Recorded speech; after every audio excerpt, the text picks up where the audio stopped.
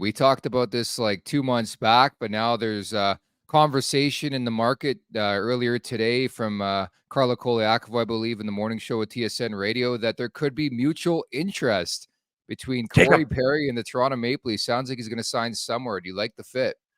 You bet I do. I don't know. I haven't had time to kind of go in and see, the general consensus on this, but the guy is built for the playoffs. I mean, he is so. I know he's getting a little older, and okay, he hasn't played in a couple months. Like irrelevant, he'll get that back. But the way he plays in the playoffs, the way he stands out, the way he leads, the way he agitates, he scores the big goals. He's involved. He's literally the opposite of what some of the players on this roster have been known for in the playoffs. He shows up and, blossoms in the playoffs where other guys kind of go away sometimes is what they've shown so far in the playoffs. I hope all that changes, but I think a guy like him and his veteran presence and experience in the playoffs could really help out this organization. He's the guy who drags you into the fight first and foremost. Number two, he's a big game player, as you referenced. Even at this age, it seems like he scores big-time goals and plays a prolific role in every team he's in the Stanley Cup playoffs. I believe he had 3 goals in that series with Tampa last year for the Maple Leafs. I just think there's a lot of pros, more pros than cons when looking at Corey Perry. But the big question, so as you see the roster right now up front, is he a guy who's like a 13th forward? Do you see him a mainstay rest of season purposes in the bottom 6? Who does he overtake, in your opinion? Good question. I think that'll have to be decided from within. I mean, what do we have? We've got, like Holmberg and Robertson are in there. He could replace. He's not going to replace any of the big guys that are kind of mainstays, but you fit him in there. Not going to replace Noah Gregor. I mean, maybe a Bobby McMahon or something like that. I mean, let's be honest, there's a couple of guys there you could replace with Corey Perry, and I think it would be an upgrade.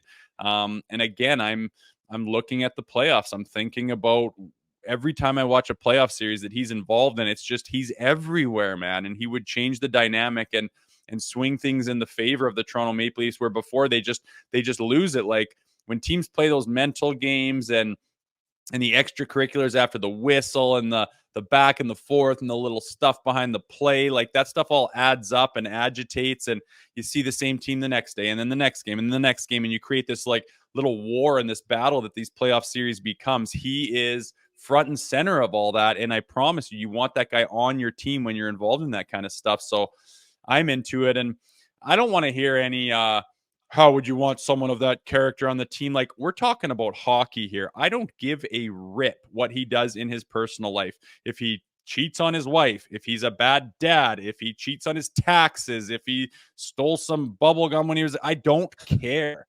I don't care at all. I'm talking about a hockey player, and we're assessing a hockey team. So, the things that happened with his situation, whatever it was, I don't even care. He's paid for them. He's lost his contract. He's lost his team. I don't even know what he's going through personally. His reputation's been tarnished. He's paid his pittance for whatever it was he does. I'm not going to here to get involved and say, no, you can't do this because I don't agree with, I do not care. I care about hockey players and hockey teams. And that's what I'm talking about right now. The big thing here is that he got the green light from the NHL and Gary Bettman, right? Like they wouldn't have gone ahead and did that if they had reason to not do it. And so I think that's the big thing here. I think we're going to see some movement on this situation rather quickly. I think the important thing to stress, he has to have a contract, I believe, by March 8th to be eligible for the Stanley Cup playoffs. But again, to reiterate, I just think there's way more pros than cons when you look at Corey Perry, what he can bring. Like, put it this way, I'd rather Corey Perry on the Leafs than Leafs playing Corey Perry in the playoffs. That's for sure. And, cap implications, this or that. Like, what was he making on that Chicago contract? Well, that's different. So he signed a 1-year deal at $4 million, but it was pretty much a protection contract, similar to what Nick Foligno signed to protect Connor Bedard. But he's no longer in Chicago. My anticipation is going to be league min, I would think. I know. Like, how about that? Like, this guy was just warranted $4 million. We know what he does.